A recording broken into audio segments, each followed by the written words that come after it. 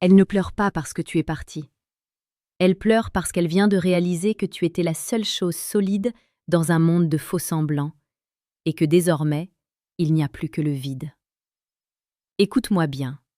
Au moment précis où tu fermes cette porte, au moment où tu décides que ton respect personnel vaut mieux que son indécision, un mécanisme psychologique d'une violence inouïe se met en marche dans son esprit. Tu penses qu'elle est soulagée? Tu penses qu'elle va t'oublier en un claquement de doigts? Détrompe-toi.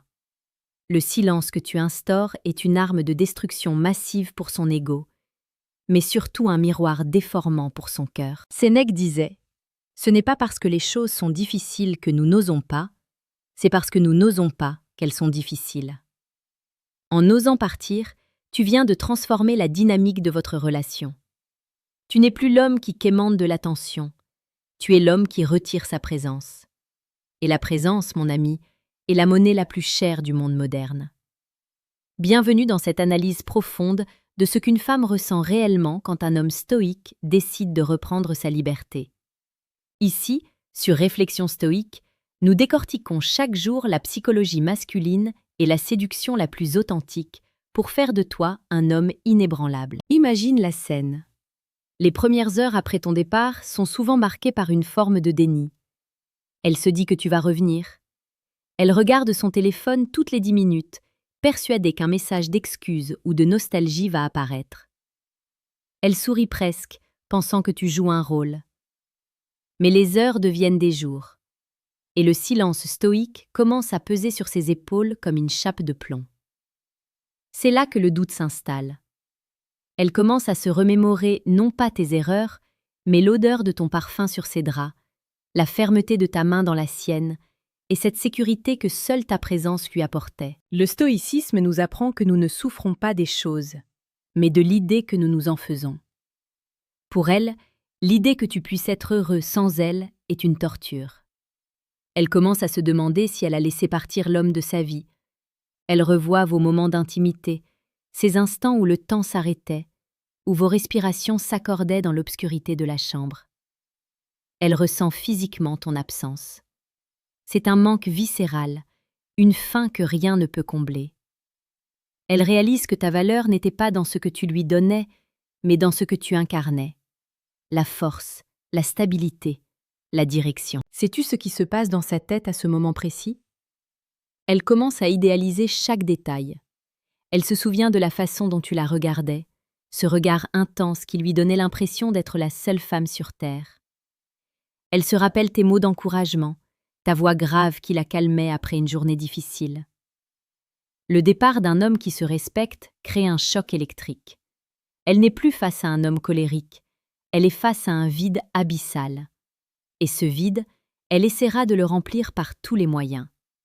Elle sortira, elle verra d'autres personnes, mais au fond de ses yeux, il y aura toujours cette recherche inconsciente de ton reflet chez les autres. C'est ici que je te demande de faire une pause et de réfléchir à ta propre valeur.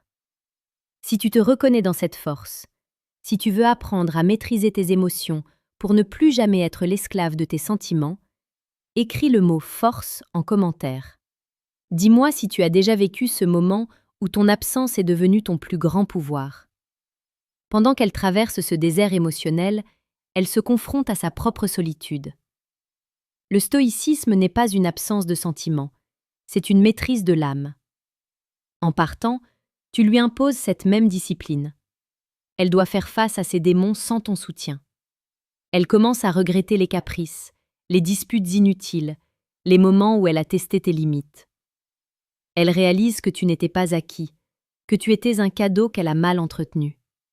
La psychologie féminine est ainsi faite. On chérit rarement ce que l'on possède, mais on idolâtre ce que l'on a perdu par sa propre faute. Elle imagine ta nouvelle vie. Elle se demande qui tu rencontres, si une autre femme a déjà la chance de goûter à ton charisme. Cette jalousie rétrospective est un poison lent. Elle se sent dépossédée de son territoire émotionnel. Chaque souvenir devient une flèche. La musique que vous écoutiez ensemble devient insupportable. Le restaurant où vous aviez vos habitudes devient une zone interdite.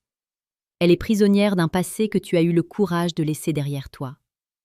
Si tu sens que tu as besoin de comprendre plus en profondeur les mécanismes de l'attraction et de la psychologie masculine pour ne plus jamais te faire manipuler, je t'invite à consulter le deuxième lien dans la description de cette vidéo.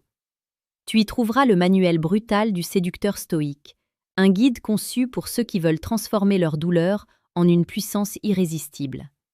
C'est un outil nécessaire pour tout homme qui souhaite reprendre les commandes de sa vie sentimentale. Continuons notre immersion. Après la phase de regret, vient la phase de la révélation. Elle comprend que ton départ n'était pas un acte de haine, mais un acte d'amour envers toi-même. Et c'est cela qui est le plus attirant. Un homme qui sait dire stop est un homme qui possède un monde intérieur riche. Elle commence à admirer ta capacité à rester debout malgré la tempête. Elle se demande comment tu fais pour ne pas craquer, pour ne pas l'appeler. Ton silence devient une symphonie de puissance. Elle se sent petite face à cette grandeur d'âme. Elle se remémore vos nuits, la chaleur de ton corps contre le sien, cette sensation de protection absolue que seul un homme ancré peut offrir. Elle se sent vulnérable, exposée au monde. Elle réalise que tu étais son rempart. Sans toi, elle se sent nue face au jugement des autres, face aux difficultés du quotidien. Elle cherche désespérément un signe de faiblesse de ta part pour se rassurer, mais si tu restes fidèle au principe de Marc Aurèle, tu ne lui donneras rien d'autre que ton absence. Et c'est cette absence qui la fera tomber amoureuse de toi une seconde fois, mais cette fois-ci avec une intensité qu'elle n'avait jamais connue. N'oublie pas que chaque jour, ici sur Réflexion stoïque, nous partageons des clés pour que tu deviennes la meilleure version de toi-même, celle qui n'a pas besoin de courir après qui que ce soit. Abonne-toi pour ne rien manquer de cette évolution, car la séduction la plus précieuse commence par la maîtrise de soi. Le sentiment de perte qu'elle éprouve est total. C'est une agonie lente de l'ego qui se transforme en une soif de reconquête. Elle commence à fantasmer sur vos retrouvailles. Elle imagine ce qu'elle te dirait, comment elle s'excuserait, comment elle te prouverait qu'elle a changé. Mais au fond d'elle, elle sait que le prix à payer pour ton retour est immense, car tu n'es plus le même homme qu'auparavant. Ton départ t'a purifié, t'a rendu plus fort, plus lucide. Elle ressent cette nostalgie douloureuse des promesses non tenues. Elle voit ton visage dans la foule, elle entend ta voix dans le vent. C'est une forme de hantise romantique. Elle réalise que la vie est courte et qu'elle a gâché une opportunité rare, celle d'être aimée par un homme qui sait où il va. Sa confiance en elle s'effrite alors que la tienne se solidifie dans le marbre du stoïcisme. Elle comprend enfin que l'amour n'est pas un jeu de pouvoir, mais une alliance entre deux êtres souverains. Et en partant, tu as repris ta souveraineté. La conclusion de cette épreuve pour elle est souvent une transformation profonde. Soit elle s'effondre dans l'amertume, soit elle grandit. Mais dans les deux cas, ton empreinte reste gravée dans son cœur comme une cicatrice de noblesse. Tu es devenu l'étalon or, l'homme auquel tous les autres seront comparés et trouvés insuffisants.